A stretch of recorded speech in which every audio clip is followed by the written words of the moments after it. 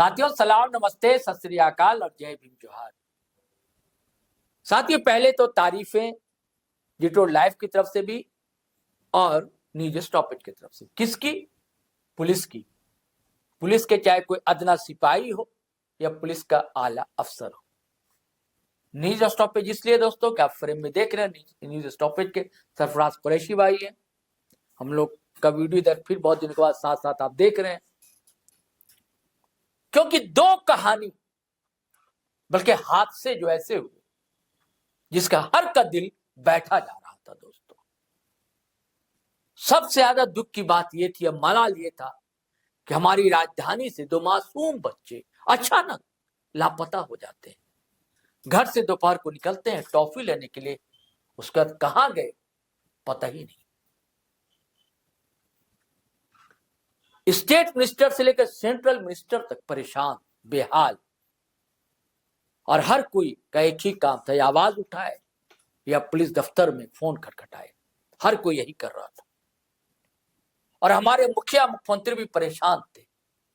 चैन उड़ चुका था तो लोगों की नींद हराम थी। हुआ तो क्या हुआ, और एक कार खूटी में बढ़ा राजा सोमा मुंडा की सरे शाम हत्या हो जाना, जो कि एक पार्टी है, अबुआ पार्टी या अबुआ झारखंड पार्टी के अध्यक्ष भी थे।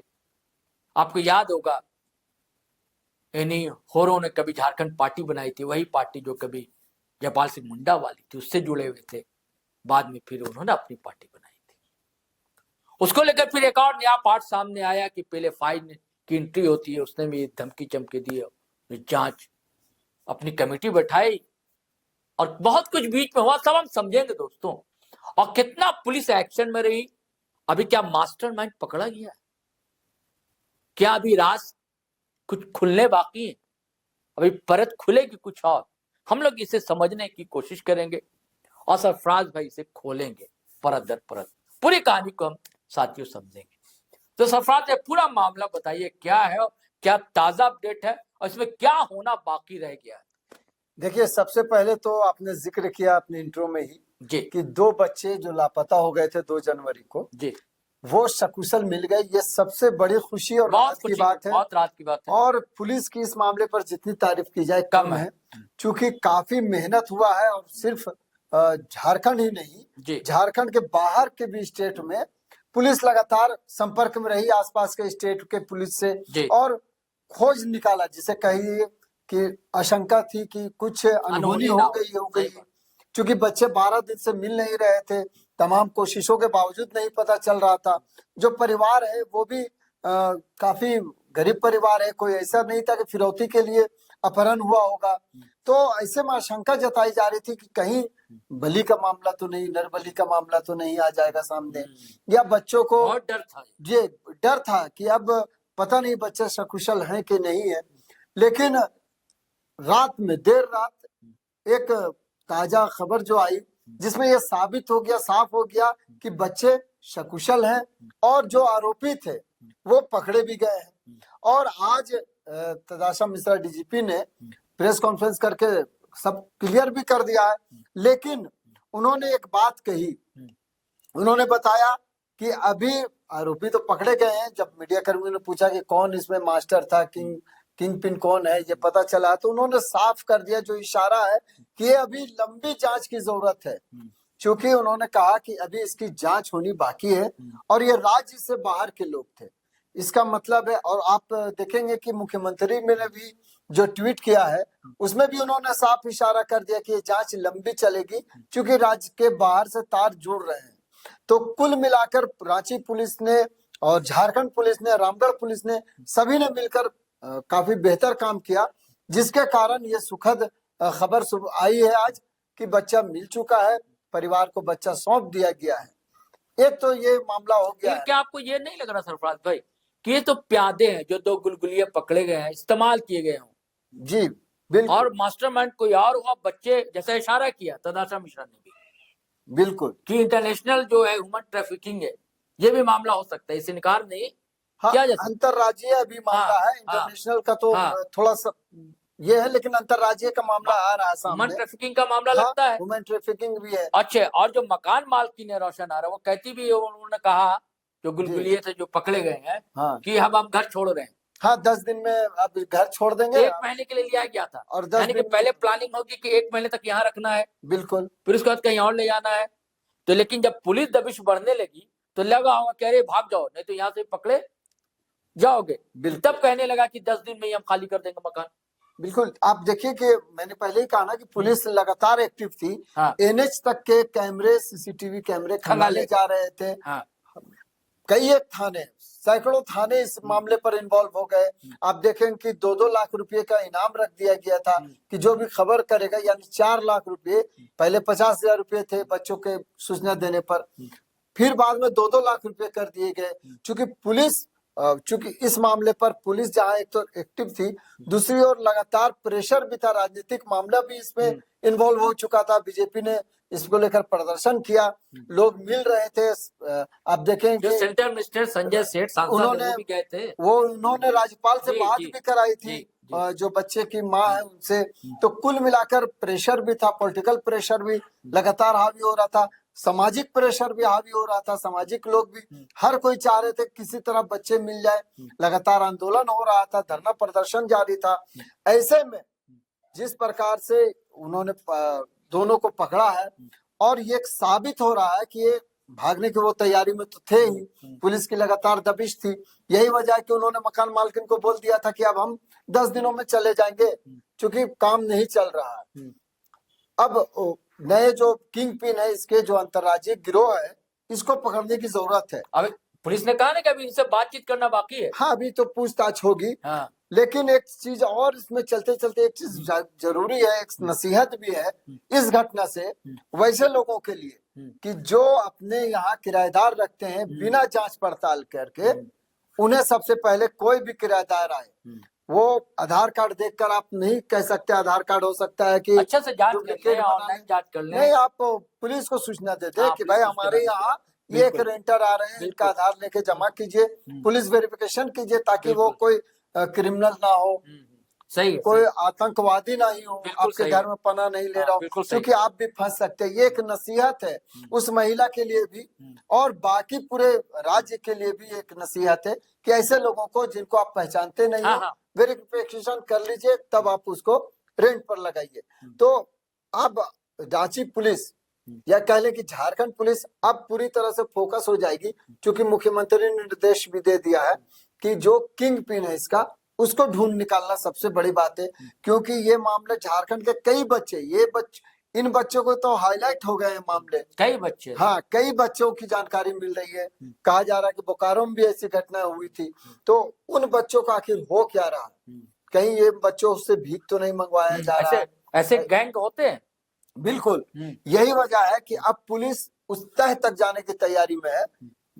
इसको लेकर अभी पूछताछ होगी, जो दोनों आरोपी पकड़े गए हैं। समय लगेगा लेकिन पर्दा उठ जाएगा। हाँ, पर्दा इसके तह तक जाने की पूरी तैयारी है, चूंकि मुख्यमंत्री का भी निर्देश है, और अब पुलिस ने इशारा भी कर दिया है कि वो इसके तह तक जाने की तैयारी में है। सोमा मुंडा की क्या कहा? देखिए, सोमा मुंडा तो एकदम क्लियर कट है कि उस जमीन के मामले पर ही उनकी हत्या हुई थी, और ये शुरू से पहले दिन से ही कहा जा रहा था कि वो जमीन को लेकर उनको टारगेट किया गया है। हालांकि कई नाम उसमें कहा जा रहा था कि बाहरी लोग होंगे, कोई जमीन दलाल होंगे, इस तरह के लोगों की चर्चाएं हो रही थी। और चूंकि आपको याद होगा कि उनकी पत्नी जो एकमात्र चश्मदीद गवाह है कि कैसे वो आए हुए थे काम से, खूंटी आए हुए थे, अपने स्कूल के काम से आए हुए थे, वापस लौटते हुए 2 मोटरसाइकिल सवार ने उनको गोली मार दी।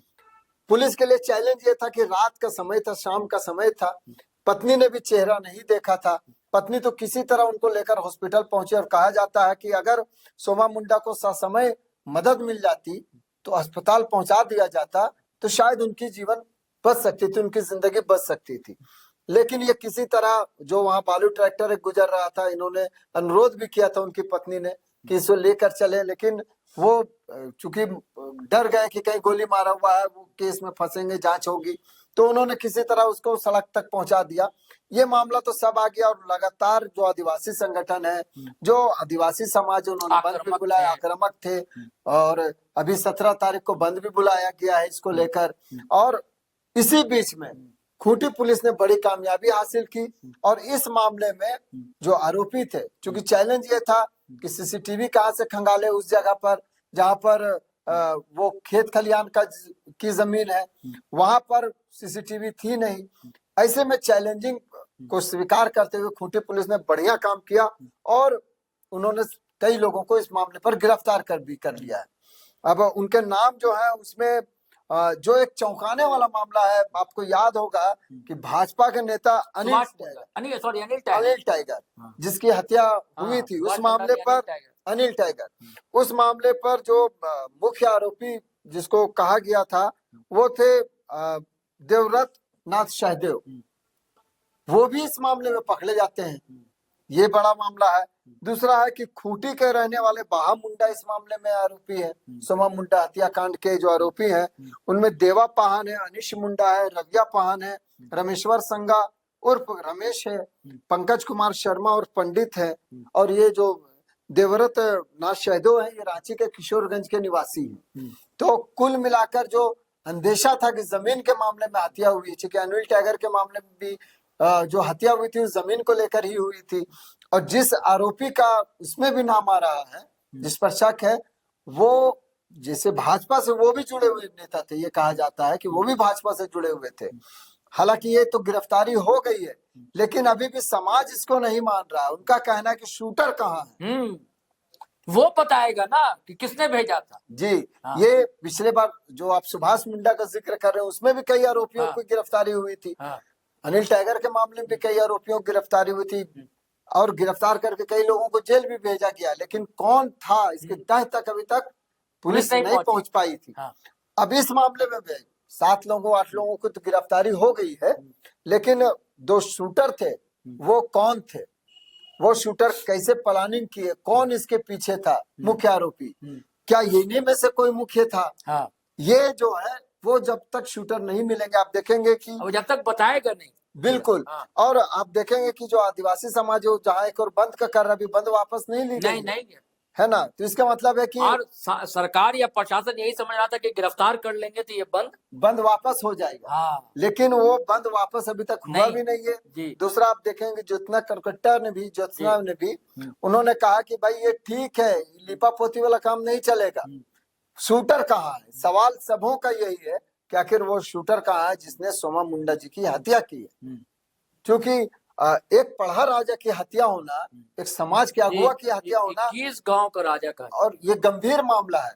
इस तरह की घटनाएं मतलब होना जमीन को लेकर, जैसे जमीन को लेकर जो झारखंड बनने के बाद से ही जमीन को लेकर लगातार कई हत्याएं होती रही, आए दिन खबरें आती रहती है, लेकिन इस प्रकार से अगुवा का हत्या होना ये गंभीर मामला है।